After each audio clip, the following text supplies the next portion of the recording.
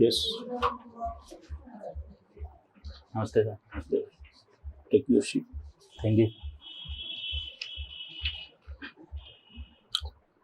आप किस जिले के निवासी हैं? सर अशोक नगर जी। ये अशोकनगर कब बना है ये? ये 15 अगस्त 2003 को बना था। क्या विशेषता है आपके जिले की? सर विशेषता में सर जो ऐतिहासिक स्थल हैं सर, जैसे चंदेरी है, तुवन जी है, तुमैन जी है, और सर कदवाया है, और सर बेसिकली जो एग्रीकल्चर बेस्ड मतलब इकोनॉमी है यहाँ की सर, तो वहाँ का सर सरबती गेहूँ फेमस है, और सर जो हैंडीक्राफ्ट है उसमें चंदेरी की साड़ियाँ फेमस हैं सर। ये कौन कौन से ब्लॉक हैं? ब्लॉक सर ब्लॉक सर अभी सर एग्जैक्ट मालूम नहीं है सर। जनपद पंचायत कौन कौन सी है? जनपद पंचायत सर, सॉरी सर, अभी तहसील कौन कौन सी है? तहसील सर 8 तहसील हैं, अशोकनगर, मुंगावली, चंदेरी, ईसागढ़, साड़ौरा, बहादुरपुर, टिपरई।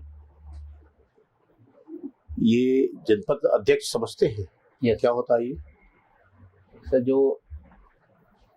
सर, ये जो जनपद पंचायत होती है उसमें जो अप्रत्यक्ष रूप से जो चुना जाता है व्यक्ति, उसको सर जनपद, जो जनपद सदस्य रहते हैं सर, वो जनपद अध्यक्ष का चुनाव करते हैं। तो आपके जिले में कितने जनपद अध्यक्ष हैं? नहीं मालूम सर जनपद अध्यक्ष, सॉरी सर, इस बारे में थोड़ा कंफ्यूज हो गया। जिला पंचायत के अध्यक्ष का क्या काम होता है?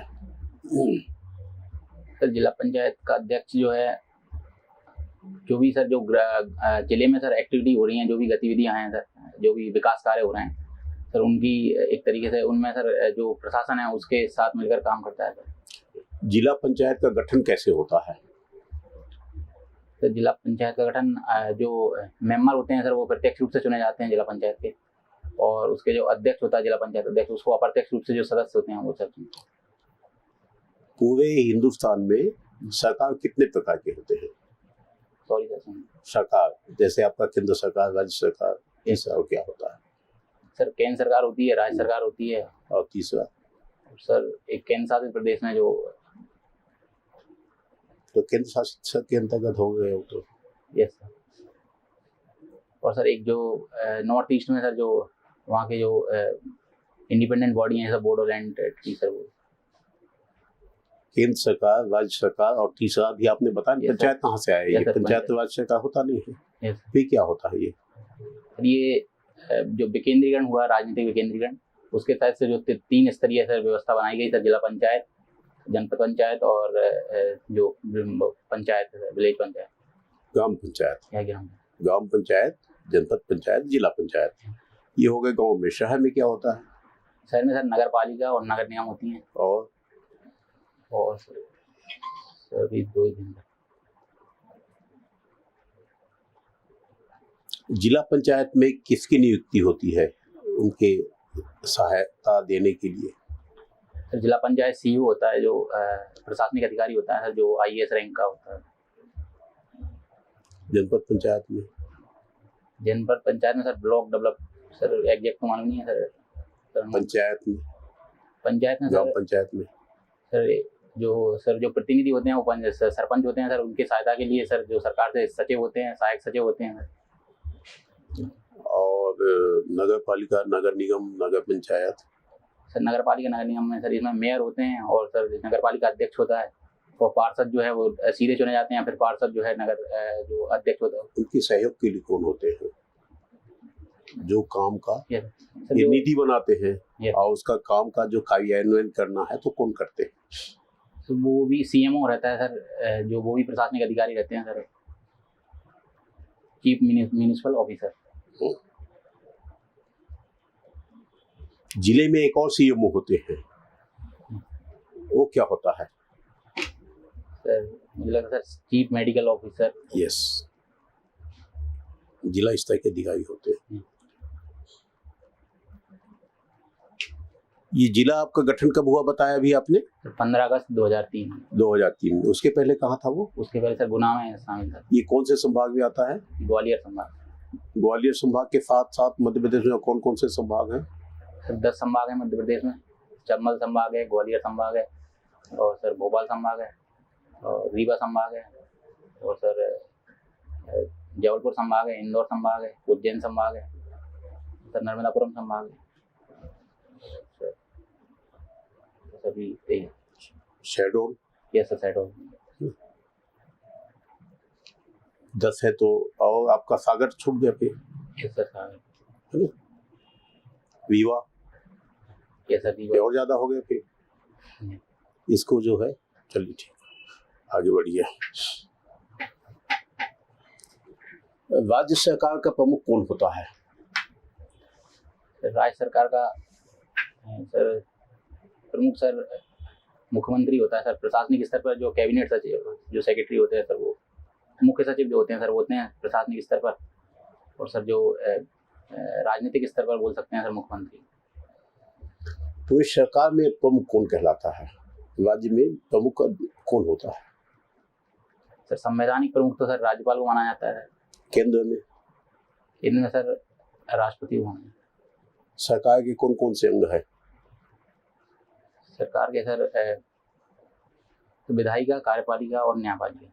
न्यायपालिका में कौन होता है? न्यायपालिका में सर एक एकीकृत व्यवस्था है भारत में सर। जो सुप्रीम कोर्ट है उसके नीचे सर हाई कोर्ट रहते हैं, हाई कोर्ट के नीचे सर डिस्ट्रिक्ट कोर्ट रहते हैं, और फिर उसके डिस्ट्रिक्ट कोर्ट के नीचे सर अधीनस्थ न्यायालय भी होते हैं।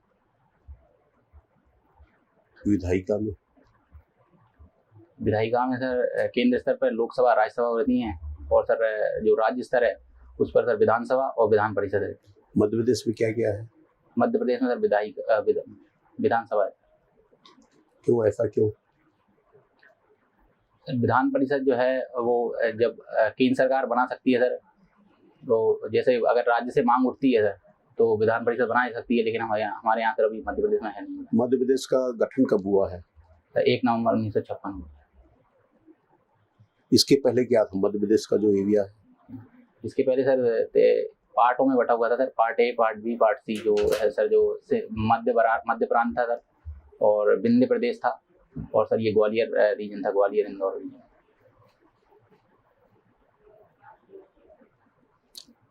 मध्य प्रदेश का आगे और नया राज्य क्या बना है, कौन सा बना है, कब बना है? मध्य प्रदेश के बाद, अच्छा मध्य प्रदेश से अलग हो गया सर, छत्तीसगढ़ बना है सर। कब बना है सर? ये 2000 में। ये नया राज्य का गठन किस प्रकार से होता है, क्या प्रक्रिया उसकी? सर नए राज्य के गठन के लिए सर जो क्षेत्रीय मांगे रहती हैं, जो विकास नहीं हो पाता उसके जो मांग उठती हैं सर, उसको ध्यान में देखते हुए प्रशासन की सुविधा के लिए बनाए जाते हैं। तो इसका गठन जो है केंद्र सरकार कर सकती है सर, आर्टिकल अनुच्छेद 3 के तहत। अपने आप कर लेगी सर? राज्य जो है सिफारिश करते हैं कि कहाँ पारित करते हैं सर? ये मतलब सामान्य जो बहुमत है सर उससे अलग कर सकते हैं सर। नहीं, मतलब कहाँ पारित? संसद में। कहाँ? संसद में। राज्य में संसद होता है? राजनीति केंद्र में बोल रहा हूँ सर। नहीं, आपने बताया ना कि राज्य जो है पारित करता है, कहाँ पारित करता है सर? राज्य सिफारिश करता है। सिफारिश करता है। सिफारिश किस आधार पर करता है सर? जैसे अगर आंदोलन होते हैं और जब अलग राजनीतिक प्रतिनिधित्व की मांग की जाती है, और जब जो क्षेत्रीय लोग जो है वो ज़्यादा मतलब ऐसा होता है कि उसको प्रशासनिक सुविधा के लिए भी, और सर जो उनकी जो मांगे हैं सर उनके लिए भी अगर होता है तो सर ये जब मध्य प्रदेश का अलग छत्तीसगढ़ बना उस समय मुख्यमंत्री कौन थे मध्य प्रदेश में? सर श्री दिग्विजय सिंह। वर्तमान में मुख्यमंत्री कौन है? श्री शिवराज सिंह चौहान। शिवराज सिंह के पहले कौन थे सर? अभी सर इससे पहले सर श्री कमलनाथ जी थे। उसके पहले सर श्री शिवराज सिंह चौहान। उसके पहले सर बाबूलाल गौर जी थे। उसके पहले सर उमा भारती थी।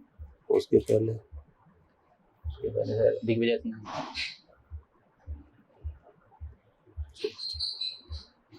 ये मध्य प्रदेश की राजधानी कहाँ है सर? राजधानी भोपाल।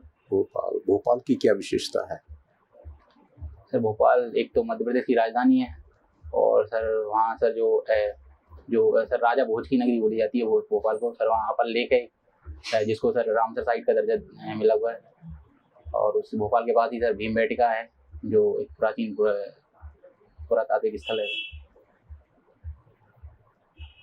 चलिए, क्या नाम है आपका? लोकेंद्र। पहली बार दे रहे हो इंटरव्यू बीएससी का? यस। अच्छा, कब से तैयारी कर रहे हो आप? तो मैंने 2019 से स्टार्ट किया। आपने लिखा है कि आर्थिक रूप से कमजोर वर्ग। यस। भारत में रिजर्वेशन कब दिया गया ईडब्ल्यूएस को? ईडब्ल्यूएस को 2019 में दिया गया था। कौन सा संविधान संशोधन किया गया था इसके लिए? संविधान का 103वां संशोधन किया। 103। और कौन कौन से अनुच्छेद नए डाले गए इसके लिए? सर इसमें सर आर्टिकल जो 15 है और 16 है उसमें चेंजेस किए गए सर।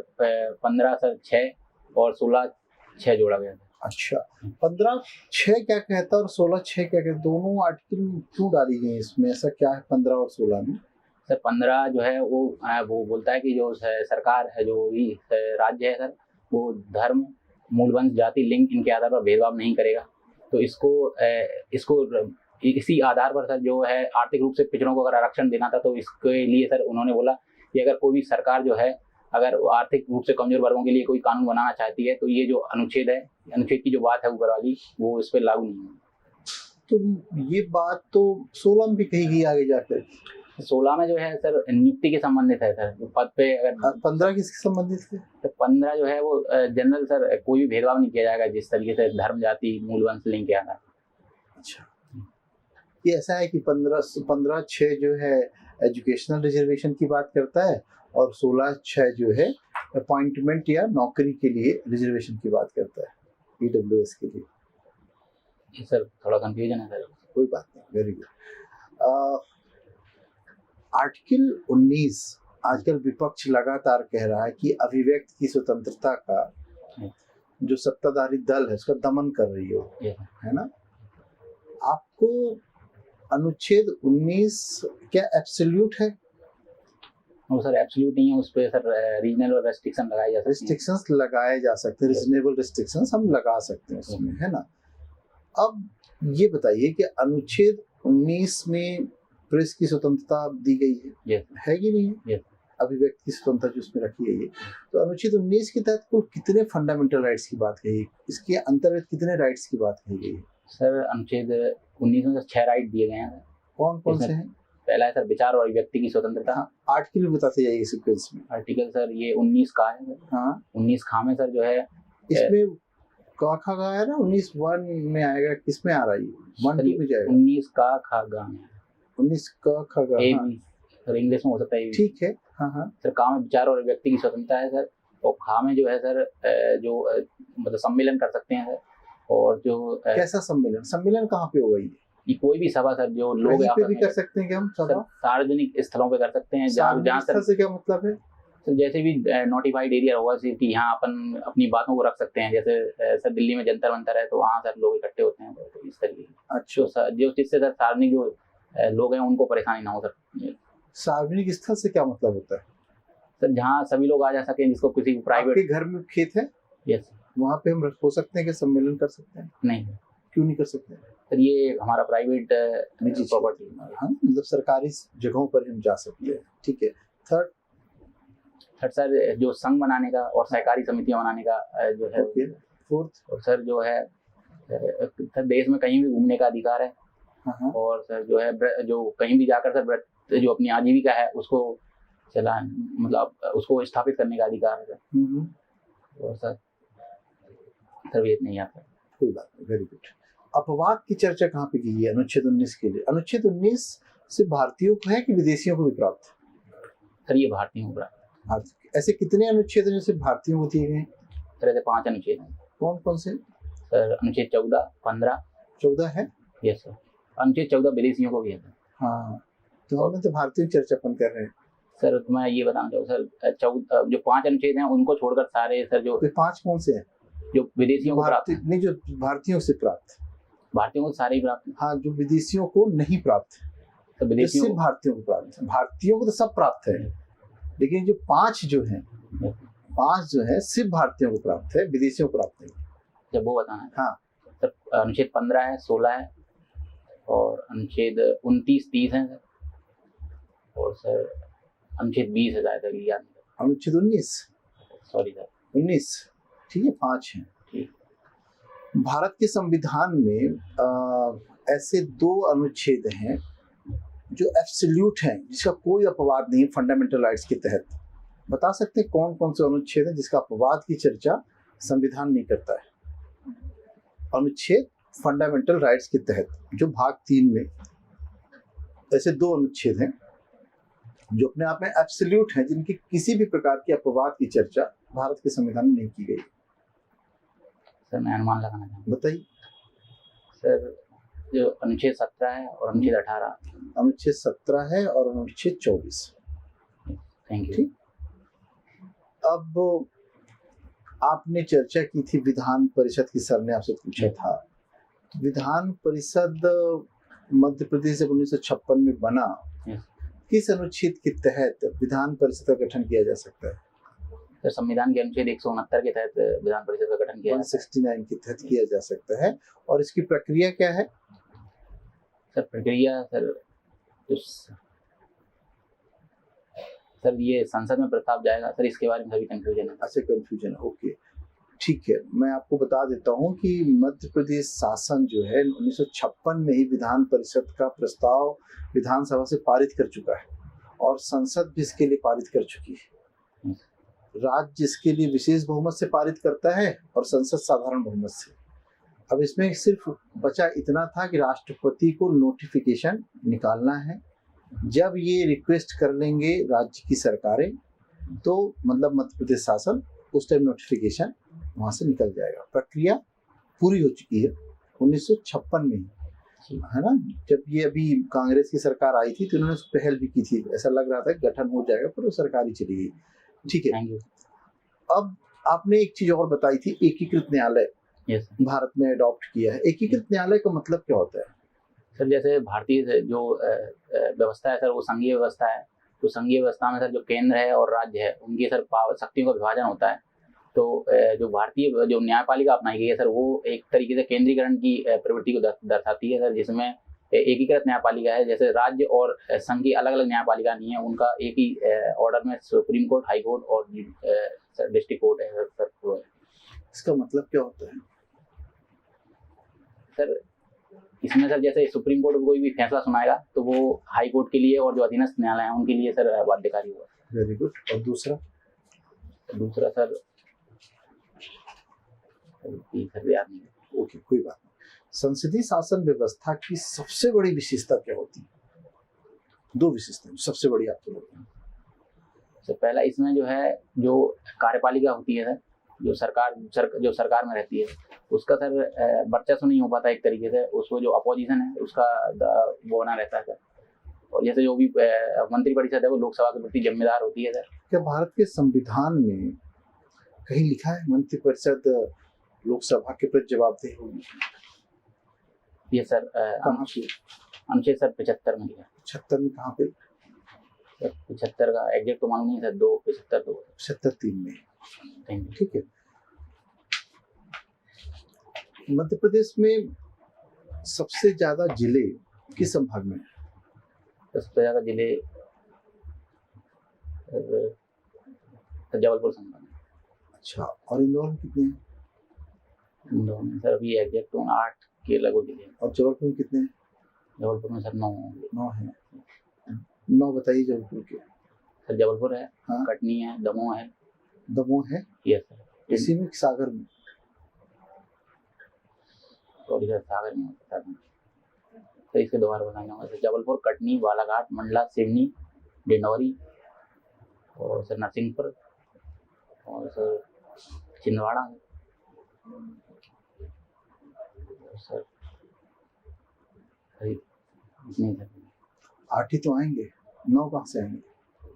9 आ ही नहीं सकते, अभी तक तो आ ही नहीं सकते। डिंडोरी के पहले 8 ही तो हैं अपने पास सर। डिंडोरी सब मालूम है। मंडला से ठीक है। ठीक। और 73वां संविधान संशोधन क्या था? सर 73वां संविधान संशोधन जो है, जो पंचायत, जो हमारे यहाँ विकेंद्रीकरण की जो प्रणाली अपनाई गई थी, उसमें सर पंचायत जो त्रिस्तरीय व्यवस्था है उसको लागू किया गया। कब आया था ये 1993 में आया था। 93 में आया था? 92 में आया था? अधिनियम कब आया था? अधिनियम 92 में आया था। सर अधिनियम 92 में आया था और सर 13 में। ठीक है, ओके, गुड। चलिए, thank you very much. Thank you. Okay, thank you so much. नहीं सर। बैठो पहले आप। एक तो देखो, जवाब सबको देख के देना चाहिए। Yes sir. ऐसा लगता है कि जब आप इनको देखते हो तो हमें नहीं देखते हो। यस। मैं ये नहीं कह रहा हूँ इन्होंने क्वेश्चन पूछा उनको ज्यादा प्रायोरिटी देनी, लेकिन हम बीच बीच में अपना सर जो है जितने लोग बैठे सबको देखिए, ठीक है, बोलते ठीक हो। और मुझे लगा कि थोड़ा सा एमपी ये बड़ा ब्लंडर होता है कि हम मध्य प्रदेश के अधिकारी बनने जा रहे हैं और हमको मध्य प्रदेश के जिले और संभाग के बारे में पता नहीं है। कम से कम अपने होम डिस्ट्रिक्ट के बारे में तो हमको सब पता होना चाहिए, कितने तहसील हैं, सब कुछ क्या है, पूरा प्रक्रिया आप जरूर पढ़िएगा। क्योंकि देखिए आपने मतलब कितना ब्लंडर मारा कि जबलपुर में 9 जिले हैं, तो समझिए आप चीज को कैसे बोल सकते हैं। मतलब ये कंफ्यूजन नहीं है, हमने पढ़ा ही नहीं इसको, तो वो भी रिवाइज नहीं किया। होता क्या है कि हम जब पीएससी की तैयारी करते हैं तो ये हमारे लिए बड़ी छोटी चीज होने लगती है, और इन छोटी चीजों को पढ़ना कभी मुनासिब नहीं समझते। लेकिन हमें ऐसा लगता है कि अगर मान लीजिए, एक तो मान लीजिए पूछेगा नहीं, और मान लीजिए अगर पूछा तब आप ये तो कह सकते हैं you can not ask question like this, है ना। तो हमें कम से, और ये बड़ा ऑब्वियस है कि हम मध्य प्रदेश के हैं, भारत के हैं, तो हमको पूरे राज्य पता होने चाहिए और अपने स्टेट के पूरे जिले पता होना चाहिए ना।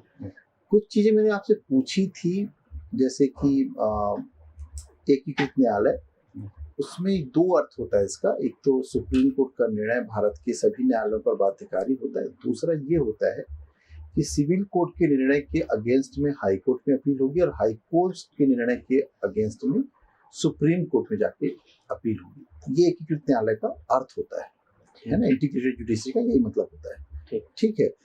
संसदीय शासन की जो 2 विशेषताएं हैं, तो 2 में ये ध्यान रखिए, पहली विशेषता नॉमिनल हेड और रियल हेड का कॉन्सेप्ट चलता है, और दूसरा जो है जवाबदेहिता पाई जाती है। यहाँ पे 75(3) के तहत जवाबदेहिता होती है। ये भी बड़ा ब्लंडर था।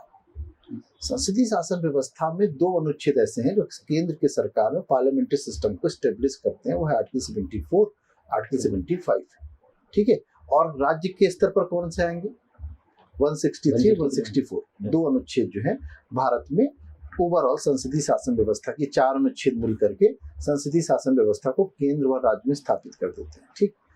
इसी तरह मैंने आपसे ये भी पूछा था कि जो EWS के लिए संविधान संशोधन किया, वो तो आपने करेक्ट बताया कि कौन सा संविधान संशोधन हुआ, कब हुआ। लेकिन जो अंतर दोनों आर्टिकल में 15(6) और 16(6) जो दोनों नए आर्टिकल जोड़ी गई, उसका मतलब ये शैक्षणिक रिजर्वेशन की बात करता है और वो एम्प्लॉयमेंट रिजर्वेशन की बात करता है, तो इसलिए इसको लाया गया, ठीक है। क्योंकि आपने जो बोला ना आधार, तो 5 आधार में तो 15 की भी बात कही गई है, और 16 में जाके 7 आधारों की बात, वो 5 आधार पूरा उठा लिया है ना। 15 में 5 आधारों पर कहा गया स्टेट डिस्क्रिमिनेशन नहीं करेगा, और 16 में कह दिया गया 7 आधारों पर डिस्क्रिमिनेशन नहीं करेगा जब एम्प्लॉयमेंट दे रहा होगा, ठीक है। तो ये सब कुछ हमको ध्यान रखना। एक चीज विशेष रूप से कि आपको सभी को देखना है, सबको थोड़ा मतलब 90% फोकस है यहाँ पे, लेकिन 10% दूसरों को भी थोड़ा सा हमें रिस्पेक्ट देना चाहिए, ठीक है सर। ये आप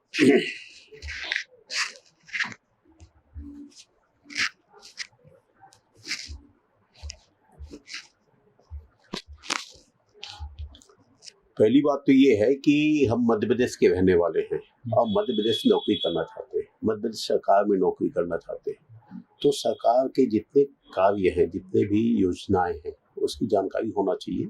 और सरकार का जिला है, संभाग है, तहसील है, ब्लॉक है, ब्लॉक से आप बिल्कुल अनभिज्ञ हो लगता है सर। वो ब्लॉक मैंने सोचा कि बता नहीं पाऊंगा पूरे, इसलिए मैंने सर नहीं, उसको आप अब जानकारी दीजिए, है ना। एक जिले में कौन कौन से ब्लॉक हैं, कौन कौन सी तहसील है, ये अपने को जानकारी होना चाहिए। आपने प्रायोरिटी क्या दिया है सर? अभी वो भरा नहीं हुआ है सर, मैं डीसी। वैसे क्या सोचा क्या है? DC, DSP. डीसी आप अगर डीसी आपने दिया है, डीएसपी दिया है, तो जिले की जानकारी नहीं है, तहसील की जानकारी नहीं, तो कैसे आप वहाँ पर काम करेंगे, है ना। कहाँ पोस्टिंग कैसे क्या हो, कैसे पता चलेगा, कहाँ कहाँ पोस्टिंग होने की संभावना, ये जानकारी होना चाहिए। तो ये जितने भी जो रेवेन्यू के जितने हैं, संभाग है, जिला है, तहसील है, ब्लॉक है, इसका नॉलेज थारो होना चाहिए ऑल ओवर एमपी का। जैसे अपना मैंने आपको बताया था कि केंद्र सरकार, राज्य सरकार और स्थानीय शासन की लोकल बॉडीज कहलाता है। लोकल बॉडीज को जो है 2 हिस्से में बांटा गया है, एक ग्रामीण के लिए एक सही। शहर के लिए। जो सबसे छोटा लेवल होता है वो ग्राम पंचायत है, जो आपके एक गांव या एक से अधिक गांव के बीच में गठन होता है। दूसरा होता है जनपद पंचायत। जनपद पंचायत प्रत्येक ब्लॉक में होता है। प्रत्येक ब्लॉक में एक जनपद बोलिए या ब्लॉक बोलिए, it is the same thing. तो एक जनपद पंचायत में कहीं 50, 60, 100 जैसा जैसा है उसका एरिया, उसी हिसाब से उसकी ग्राम पंचायतें होती है। और एक जिले में बहुत से एक से अधिक जो है जनपद पंचायत होती है। ठीक। और जो ग्राम पंचायत थोड़ा विकास की ओर बढ़ता है, शहरीकरण की ओर बढ़ता है, सुविधाएं बढ़ती हैं, वहाँ पर उसको नगर पंचायत का दर्जा दिया जाता है। और नगर पंचायत अगर थोड़ा और बड़ा हुआ, सुविधाएं बढ़ी, जनसंख्या बढ़ी, तो उसको नगर पालिका परिषद बोलते हैं। और बहुत बड़ा हुआ तो उसको नगर पालिका निगम बोलते हैं। ठीक है। तो 3 होते हैं शहरी क्षेत्र में और 3 होते हैं ग्रामीण क्षेत्र में।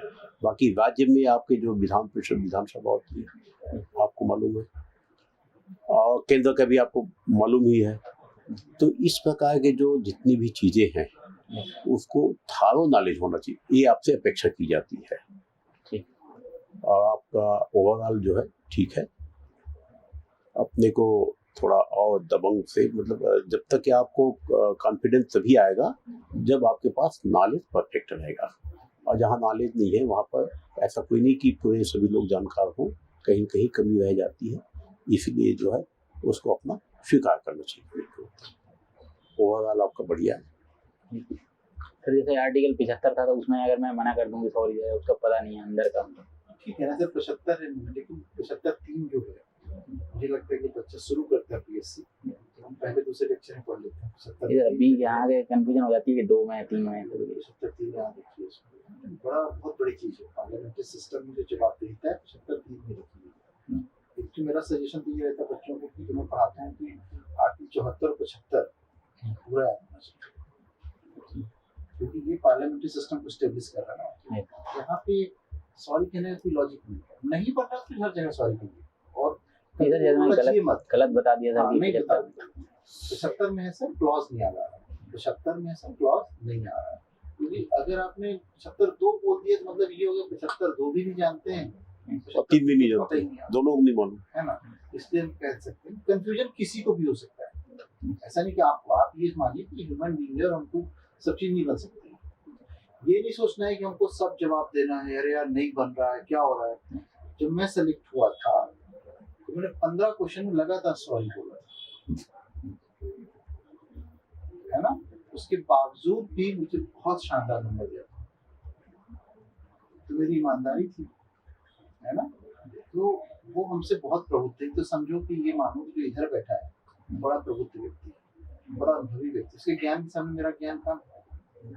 और अगर आप सॉरी कह रहे हो तो उसको बुरा नहीं लगने वाला है। उसको बुरा तब लगेगा जब आप अपनी गलतियों को छिपाने की कोशिश करें। वो नहीं करना है, जो है नेचुरल होके जाओ, जो बन रहा है बताओ, नहीं बन रहा है सॉरी। यही एक कॉन्सेप्ट होता है। कॉन्फिडेंस मेंटेन रखिए। मेंस निकाल के आए हो, ये सोच के आओ कि सोचो आप इतनों को पछाड़ दिया है, अब तो बस आखिरी पड़ाव बचा है, मतलब पूरा हाथी निकल गया, पूछ निकालना है ना। तो प्रभावशाली ढंग से निकालना है। ठीक है, थैंक यू।